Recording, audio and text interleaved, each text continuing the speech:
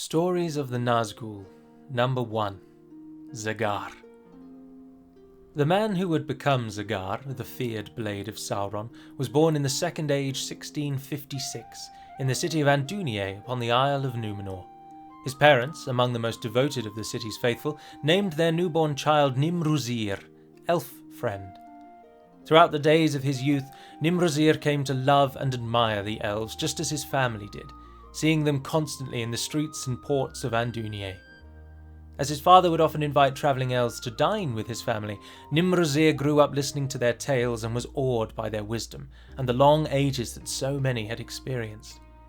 When word reached Númenor of Sauron's invasion of Eriador and the fall of Eregion, Nimruzir's father journeyed with the Lord of Andúnié to Armenelos in order to petition King Tar-Minastir to aid Gil-galad and the elves. This force was finally assembled, and Nimruzir rallied to the call along with his father, brother, and numerous others of his friends and family. The great war that followed ended in victory, of course, and Nimruzir played his own valiant part in it. Near Londare, he led an advanced force that held a vital bridge for hours against overwhelming numbers, and at the decisive battle of the Gwathlo, Nimruzir led one of the key charges that finally shattered the enemy ranks and sent the orcs fleeing. However, even such victories were not without cost, and Nimruzir suffered more than his share of grief as his close friends and family members fell one by one during the campaign. The most grievous blow came at the Gwathlo, where Nimruzir's brother fell to an orcish arrow just on the cusp of victory, eventually dying in his arms. When all was finished, only Nimruzir and his father remained of their close companions and kin to join the sadly reduced force sailing home. As the Númenóreans returned victorious, so many revelled in what they had won, but Nimruzir could think only of all that he had lost.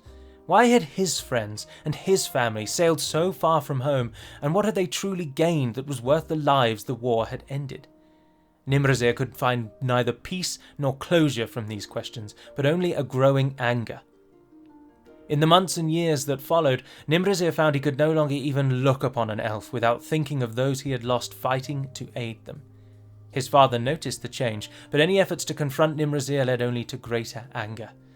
Why should we have spilled our own blood to defend the elves from their own follies? What do they care of us when our lives are but a flicker before their eyes? We give our lives to preserve theirs, yet still they deny us the eternal life of the West. Then, one night, as he stormed away from yet another argument with his father, Nimruzir heard a low voice behind him. "Those of short horizons will never heed you." Nimruzir whirled in a rage to find a tall hooded figure step out of the blackness. "Who are you? Why are you following me?" "You may call me Dol Guldur," the figure replied, lowering his hood as he did so. "I am here because I can grant you that which you have craved for years, that which the elves cannot give, that which the Valar dare not give.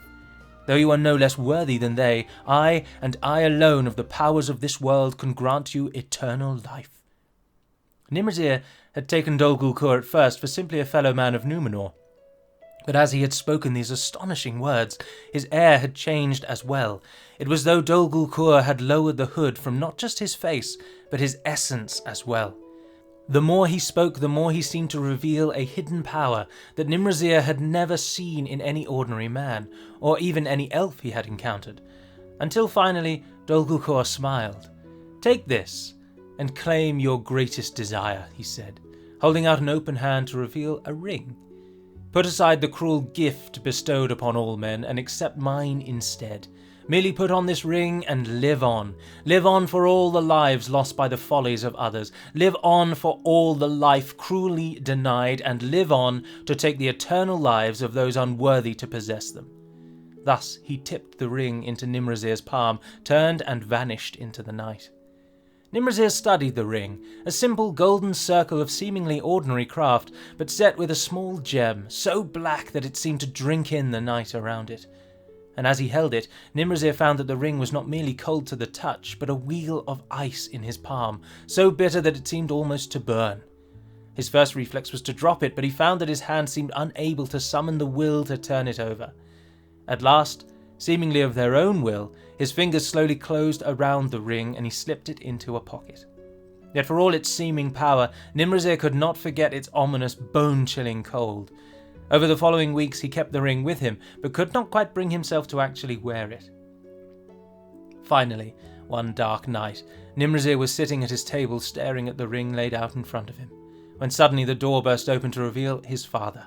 Nimrozir snatched up the ring, but not quickly enough, and his father demanded to see what he held. As Nimrozir slowly opened his hand, his father reached out questioningly to examine the ring within. Yet as his fingers touched it, both Nimrozir and his father felt a jolt of cold run through their hands, and Nimrozir saw the look on his father's face change from curiosity to horror.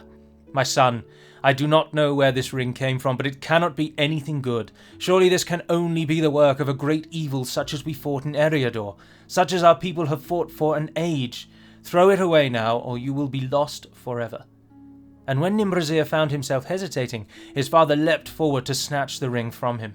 At that moment, Nimrozir felt a shadow pass between the two of them. The ring had been bestowed on him alone. Only an enemy would try to wrest it from him now. Nimrozir fought back, and though his father struggled fiercely to pry open his fingers, Nimrozir grabbed a dagger from the nearby table and drove it through his father's throat. As Nimrozir sat transfixed with horror at what he had done, a familiar low voice spoke behind him. "You did not kill him. His own folly killed him, just as the follies of the elves killed so many whom you hold dear." Nimrozir turned wordlessly toward the voice, and Dol Guldur continued, "Your blade has thwarted one who would steal your birthright from you. Now become the blade that thwarts those who would steal my birthright. You need only claim, at last, the power I have gifted you." And at last, the man who had been elf friend discarded his old name in the tenets of the faithful and slipped the cold golden ring onto his finger. He and Dol Guldur escaped Númenor that night by ship, throwing off pursuit by first sailing west beyond the limits of the Ban of the Valar. And in the centuries that followed, all of Middle-earth would come to know the terror of Zagar, the Blade, who brought the cold hand of death to all whose follies led them to oppose the Dark Lord Sauron. The story of Zagar was written and created by Wolfeson. It is not a canon story, of course, and it is purely created and used in Divide and Conquer for the purposes of giving the Nazgûl a backstory. Thank you.